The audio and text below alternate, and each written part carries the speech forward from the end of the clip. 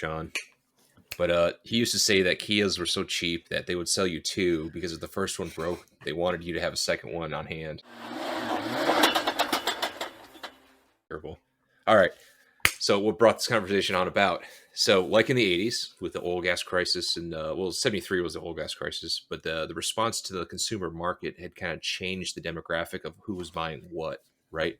People got into more off-roady vehicles. The birth of the SUV was somewhere around there, killing off the personal luxury vehicles and just kind of more focusing on family-centric, more utility type stuff. And then throughout the 80s into the 90s, we kind of got to more racy, performance-y, blah, blah, blah.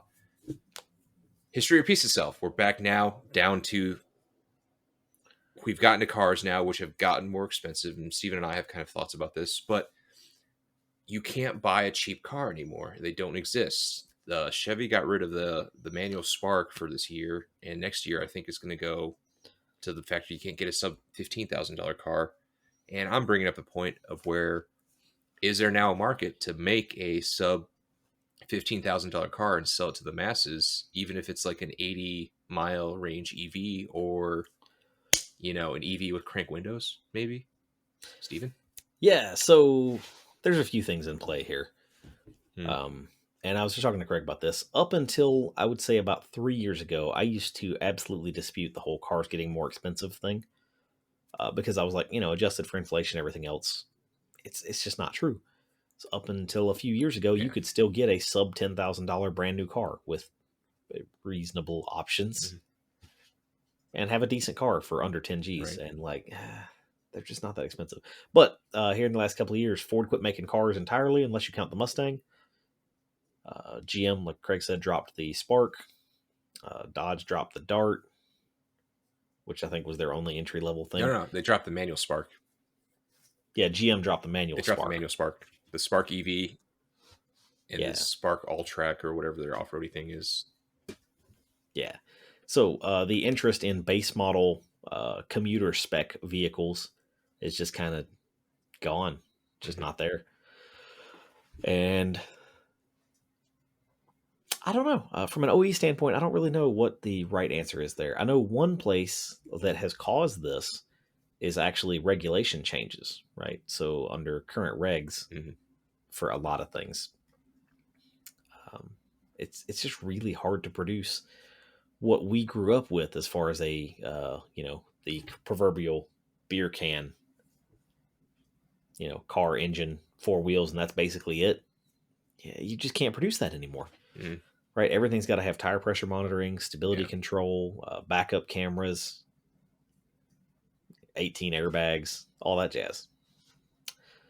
Well, I say has to. Some of that stuff you don't actually have to have. The tire pressure monitoring and rear view cam, you definitely do. The airbags and stuff, you don't have to pass crash testing. Or I should say you have to pass it. You don't have to get like a 5-star ratings. Definitely not required.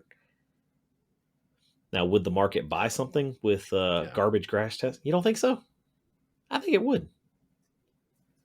Well, I know I do think it would, but it's based at cost, right? Like, why is Nissan still selling cars that are shit? It's because they're cheap. Like, if faced between buying a 4-year-old car that's used or buying a brand new one at the same price, like, well, we go over this a lot, right? Like, the reason why we don't bring up the Camry and Corolla and Honda Civics and Accords is because they're too expensive used even. Yeah. And so what are your alternatives? And so in this market, say I want to make, say Scion was still a thing and I wanted to make the new generation XA, which for any of you who are old enough to remember that car, it really wasn't anything special. It had a 90 horsepower engine that you could get with an automatic or manual, but they were like sub $13,000 cars, and they were perfect for their intended audience, right? Which was the high school, college age student or the young family who needed to have 4 seats. Like, they were perfect, and they got like 50 miles to the gallon. I mean, that's a thing, right? Yep. We've moved up in the last 10, 15 years, maybe. We've moved up a ton in vehicle price, especially on the bottom end of vehicle pricing. But I don't know that the cars have really gotten much better functionally. right? Like gas Yeah. mileage hasn't really improved in the last 10 years, I would say. No. Not by any significant metric It's the anyway. tech. It's the gimmicks, the features, Right. right? And yeah, engine Which tech, I I guess hate. emissions has gotten tighter, but not by huge amounts. And engine power on the high end, engine power has gone up stratospherically, but on the low end, your average four banger economy car, engine power hasn't really shifted much in the last 10 years Mhm. either. So like, why have cars gotten so much more? And Craig's got it dead No on. It's features. Mechanically, they're not much different, features. which to my mind says that a company could potentially sell a modern stripped car, a la the Rios and Mirages, and even the Versa from 10 years ago, right? The Versa hatch was a stripped shell of a car. I'm talking about nothing. Yeah. Yep. Now, could they sell that for sub I 15? don't know. I don't know.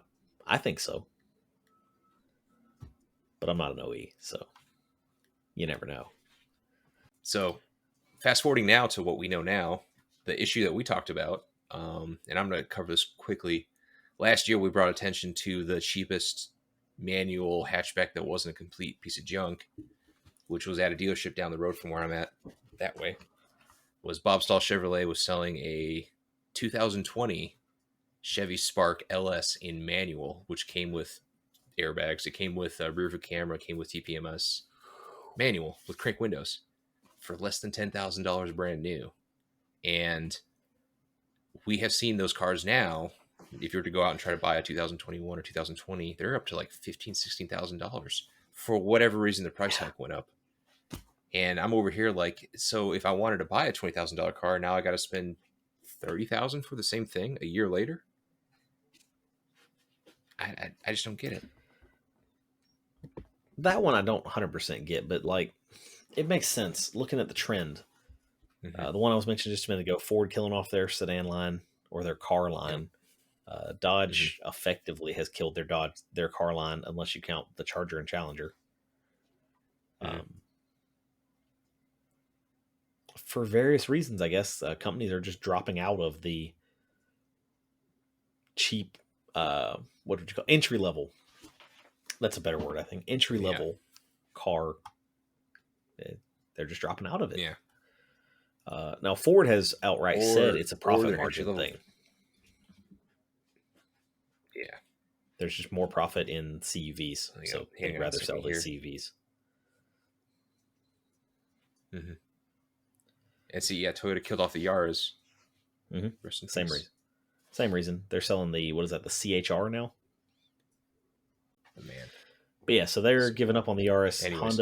Honda's still making the Fit, but it's expensive now. It's surprisingly expensive. Yeah, the Honda Fit is not cheap. Yeah, it is not. It's not a $15,000 car, which upsets me because everybody loves the Honda Fit. But we're also facing, Steve, into the whole thing that like cars have gotten bigger. The Civic is no longer a compact. Now it's damn near mid-size. Right. And the Accord has gotten damn near full size. In any case, no. Yeah, the Fit is basically what we would have thought our 90s brethren would have thought of the Civic size-wise. Mm-hmm. The modern Fit is the size of and power-wise is the size of a 90s Civic. But there's not like anything the size of like a 90s CRX.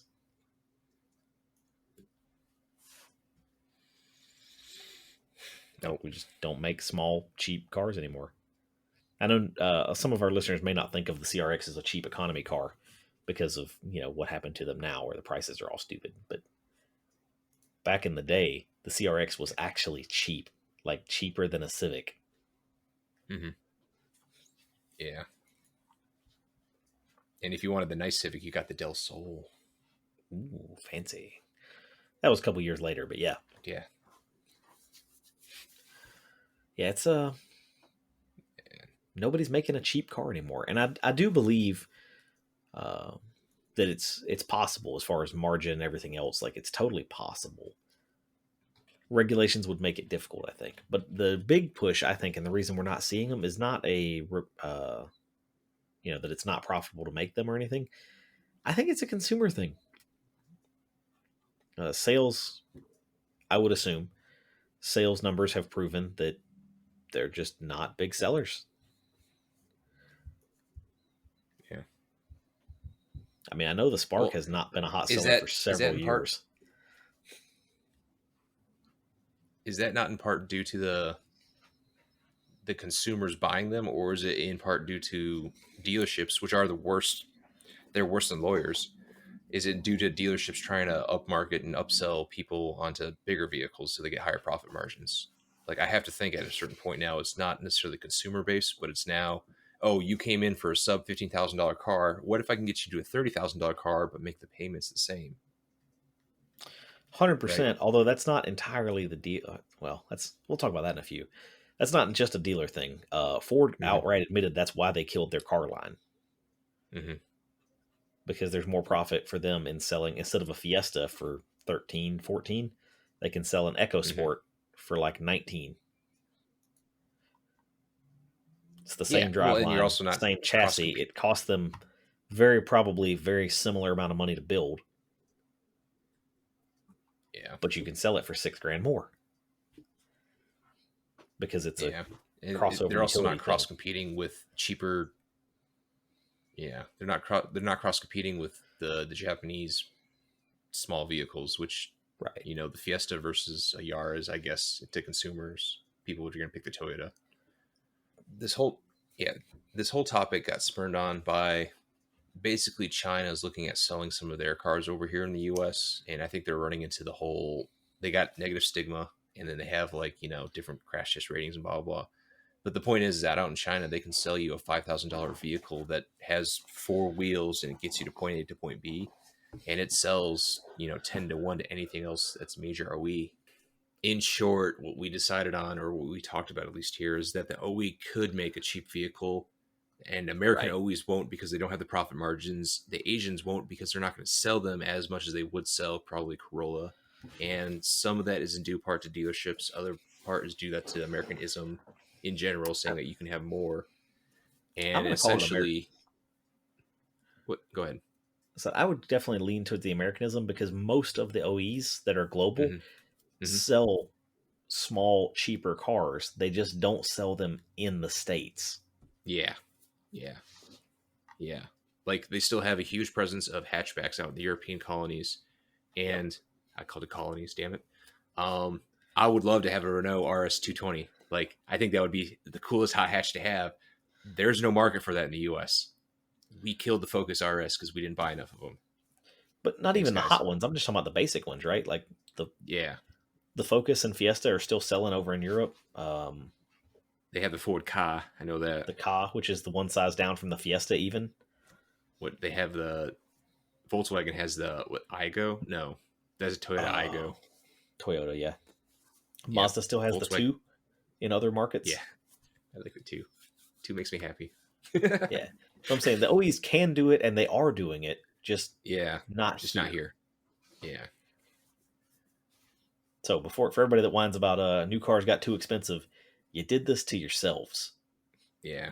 New We cars did this don't to have to be ourselves. expensive. We did this to ourselves. And I take blame for this too because I don't buy new cars straight up. Fair point. There's no point to it. Which is also, again, cheap commuter cars. Check out that video. Talk about why you don't have to have a new car. You don't have to take partial blame though, because you're not the person buying $70,000 cars either. No. So you're not helping bring the new car transaction price down, but you're also not driving it up. Yeah. I am only driving up the prices of the vehicles that I buy and try to flip. Right on. But yeah, so for the rest of you viewers out there, please let us know what you think about buying a cheap vehicle. I know Ford is eventually moving away to pre-making vehicles to give the dealerships to sell, and now just going off of an a la carte option, which I think is fantastic. We might do We'll definitely do an episode on that for sure. Yeah, I think that's actually what the other one was supposed to be.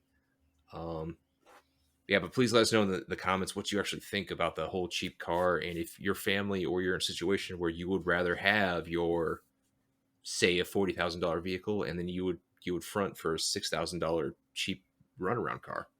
Maybe that's you. Maybe you're in the bike world and that's your $6,000 bike is what you got.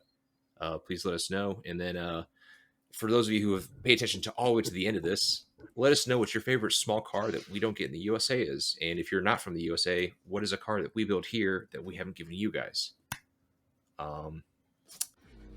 Thank you so much for listening to the Broken Axle Podcast. If you enjoyed us, please leave a comment and like and subscribe for more. And if you want to help us out, we've got a new merch line. You can check the links below and follow our social media at the Broken Axle Podcast. And you can find me on Instagram at nomadic.wheelman. And you can find me on Instagram and Facebook as JustCan'tDrive55. For the rest of us, hug your kids and call your mama. And go bust some knuckles.